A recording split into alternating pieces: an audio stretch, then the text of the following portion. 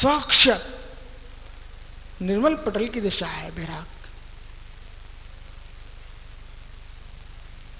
समझो भी बैराग को ही समझो।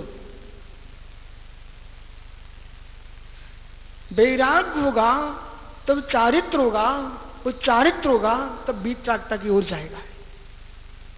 सुनो भाई दीपक, बैराग होगा तो उसका फल चारित्र है, चारित्र होगा उसका फल वीतरागता है, और वीतरागता होगी उसका फल निर्वाण है। बैराग हुआ नहीं, चारित्र धारण किया नहीं, तो तुम वीतरागी कब से हो गए? ये अज्ञानियों की दृष्टि चल रही है। वैराग्य लिया नहीं, चारित्र धारण किया नहीं, अपने आप को वीतरागी घोषित कर रहे हो।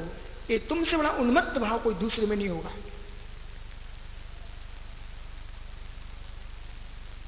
वैराग की सत्ता में चारित्र प्रकट होता है, वो चारित्र की सत्ता में वीतरागता प्रकट होती है। वीतरागता की भावना भाना, चारित्र की भावना भाना, ये भावना का होना और भाव होना, इनमें महान अंतर है। ज्ञानी राजेश भैया, भावना तो तुम भा सकते हो, वो अज्ञानी भावना को भाव मान रहा है, ये इसका मिथ्यात्व नहीं छूट रहा है। भावना को भाव मान लेना, भावना को भाव मान लेना, ये घोर मिथ्यात्व है।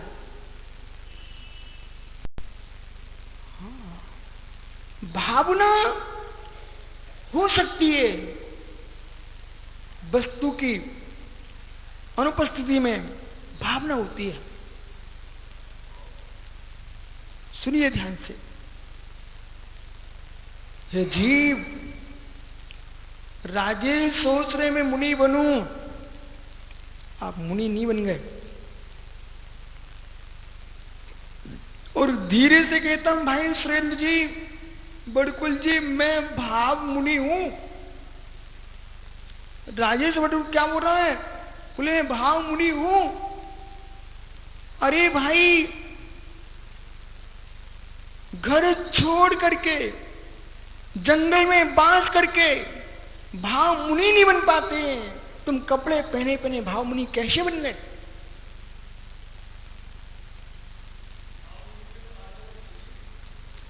ज्ञानी भावना का मुनि, भाव मुनि में महान अंतर है। मैं मुनि बनूं ऐसी भावना कर रही है, ये भावना है, चिंतन है, प्राप्ति के लिए आकांक्षा है, वो भावना है। जब चारित्र प्राप्त कर लेता है जीव और कर्म की प्रकृतियों का छेद उपशम कर लेता है, तज्जन कषायों को उपशमन कर लेता है, तब स्वात्म तत्व की लीनता में लीन होता है, तज्जन गुणस्थान की से युक्त होता है, उसका नाम है भाव मुनि।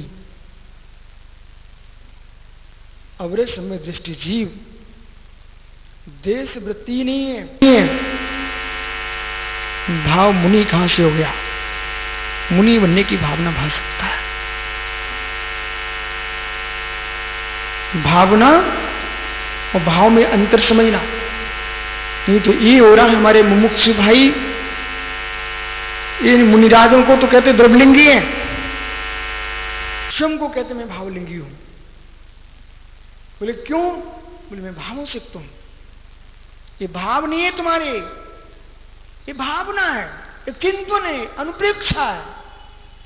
लेकिन भाव तो वह होगा जो संजुलन कषाय का उदय होगा, शेष कषायों का यानी उदयाभावी क्षय शब्द स्वरूप उपशम होगा और संजुलन कषाय का उदय होगा, उसका नाम है भाव मुनि।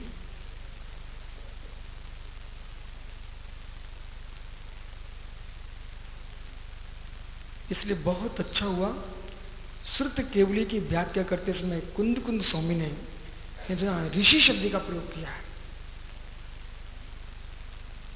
ऋषि शब्द का प्रयोग किया है, नहीं तो एक विद्वान ने तो लिख ही दिया था चौथे गुणस्थान में श्रुत केवली, लिख ही दिया है। जिनन ब्रणी जैसे जीव ने चतुर्थ गुणस्थान में श्रुत केवली लिखा है। यही कारण हुआ है तात्कालिक चिंतक उसी समय तक जी पाते हैं, बाद में उनकी मृत्यु हो जाती है। निज विचारों से मात्र जीते हैं, वे लंबे समय तक जी नहीं पाते। जिन विचारों से जो जीते हैं वे लंबे समय तक जीते हैं।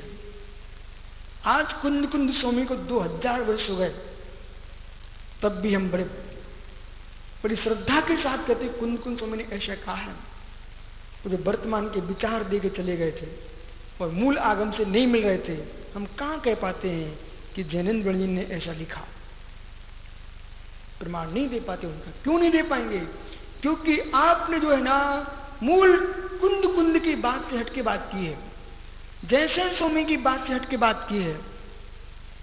ये 9वीं गाथा समय शारजी में, 10वीं गाथा समय शारजी में, उसकी संस्कृत टीका जैसे स्वामी के देख लेना राजेश भैया, उन्होंने स्पष्ट कर दिया है चतुर्थ गुणस्थान में कोई श्रुत केवली नहीं होता है।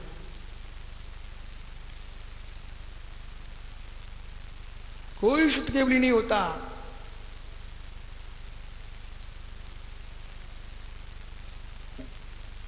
श्रुत केवली के लिए चारित्र चाहिए है। श्रुत के ज्ञाता तो ज्ञानी लोकांतिक देव भी होते हैं। श्रुत के ज्ञाता द्वासांग के पाटी सर्वासिद्धि के देव होते हैं। लेकिन प्रमेश सागर जी क्या किसी आगम ग्रंथ में सर्वासिद्धि के देवों को श्रुत केवली कहा? जबकि वो चतुर्थ गुणस्थान में होना उनका नियत है। सर्वासिद्धि का देव मिथ्या दृष्टि नहीं होता, ध्यान रखना।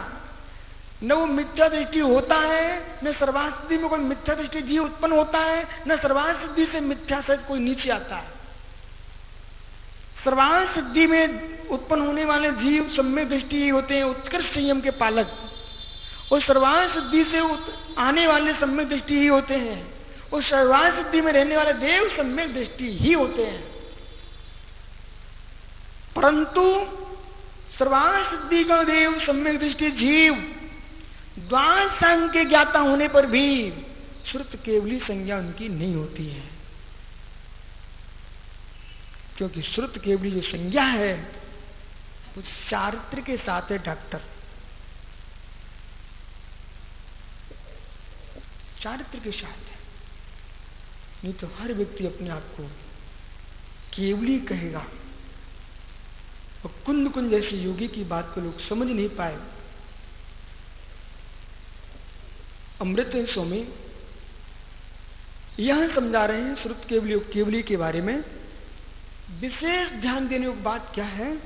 वो ये है कि छद्मस्त अवस्था में, भैया राजेश इस शब्द को पकड़ना, छद्मस्त अवस्था में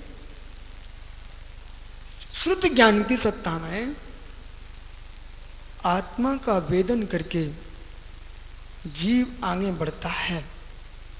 और जिन विद्वानों की अवधारणा है कि शुद्धात्मा की अनुभूति छद्मस्त नहीं ले सकता है,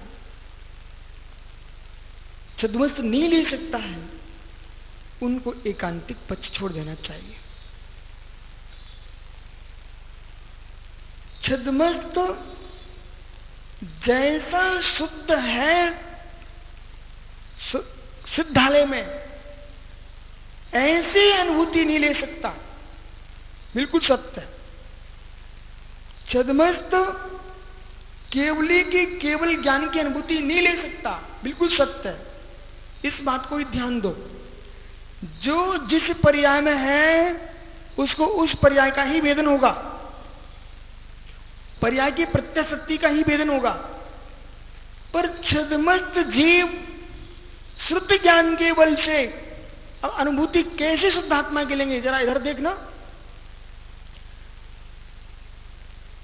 दुग्ध में मिश्री घुली हुई है,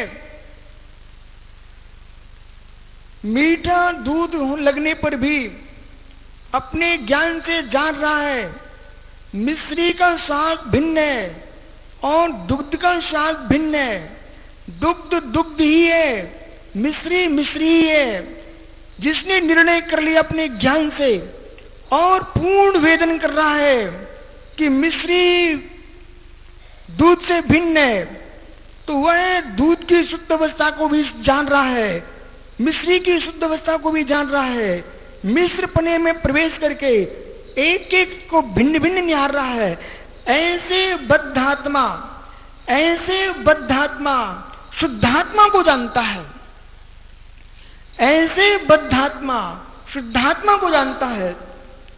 बद्ध आत्मा शुद्धात्मा को यदि नहीं जानता, बद्ध आत्मा शुद्धात्मा को नहीं पहचानता, तो ज्ञानी प्रमेश सागर जी भेद विज्ञान का क्या काम है?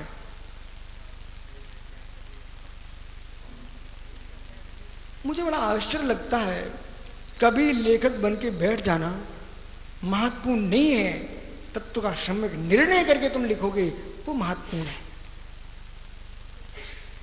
हजारों जन सामान्य के बीच में लिख करके भेज देना और लाखों को भ्रमित करके बैठा देना, ये कोई बहुत बड़ा ज्ञानीपना नहीं है।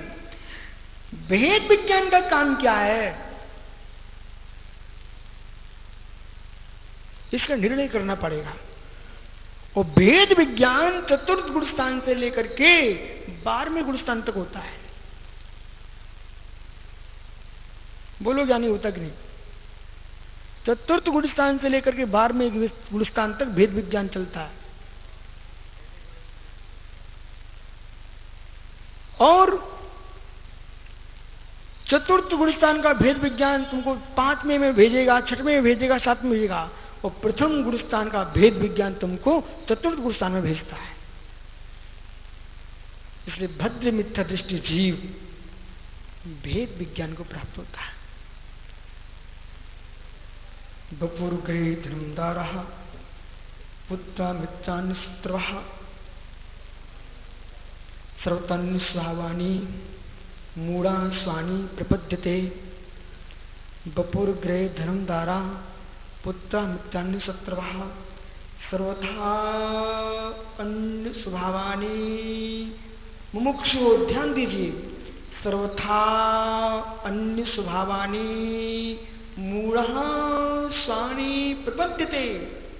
शरीर, धन, दारा, मित्र, शत्रु आदि को मूढ़ प्राणी अपने कहता है, परंतु ज्ञानी इन सबको अपने से अत्यंत भिन्न ही स्वीकारता है। अत्यंत भिन्न स्वीकारने के बाद भैया राजकुमार जी, व्यवहारिकता में आना जाना तो आपका कर्तव्य है, पर उनके दुखियों के पास बैठ करके भी अपने आप को दुखी नहीं करना एक ज्ञानी का धर्म है। व्यवहारिकता का लोप नहीं करना। कोई दुखी प्राणी है, अज्ञानी रो रहा है, आपको उसके द्वारे जाना ही चाहिए। लोक व्यवहार का लोप नहीं करना। लेकिन वहां बैठने के बाद भी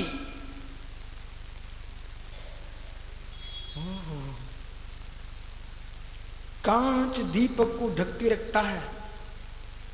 राजेश भैया, कांच दीपक को ढक के रखता है, लेकिन कांच कभी दीपक जैसे जलता नहीं मिलता है। वो अपने आप को अग्नि से बचा के रखता है। हे जीव, लालटेन अथवा दीपक, कांच, ये सब ज्योति के पास रहते हैं, ज्योति को घेरे रहते हैं, फिर भी ज्योतिर्मय नहीं होते हैं। ऐसे ही अभव्य मिथ्या दृष्टि जीव, अज्ञानी प्राणी, मोही प्राणी केवल ज्योति के पास भी जाके पहुंच जाए और श्रुत ज्ञान की ज्योति के पास भी पहुंच जाए, तब भी अपने आप को ज्योतिर्मय नहीं कर पाते हैं। वे ऐसे ही होते हैं, लालटेन का कवच, लालटेन का कांच, दीपक की मिट्टी, दीपक की ज्ञानियों, अन्य जो सहायकारी साधन है, वे जैसे ज्योति के पास रह करके भी ज्योतिर्मय नहीं होते हैं, ऐसे अज्ञानी जीव तत्व ज्ञानियों के पास होकर के भी तत्व ज्ञानी नहीं हो पाता है।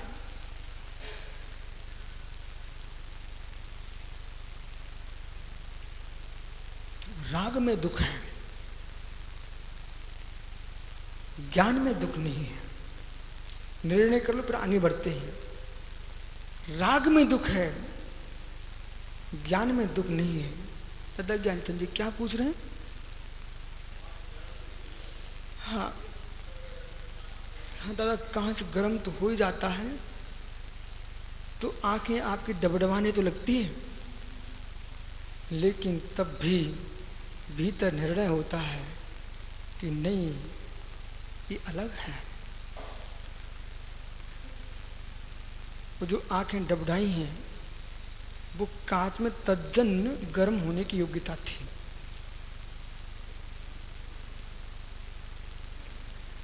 हे जीव सबके मध्य में होकर के, दुखियों के मध्य में होकर के अपने आप को दुखी नहीं करना, ये भेद विज्ञान है।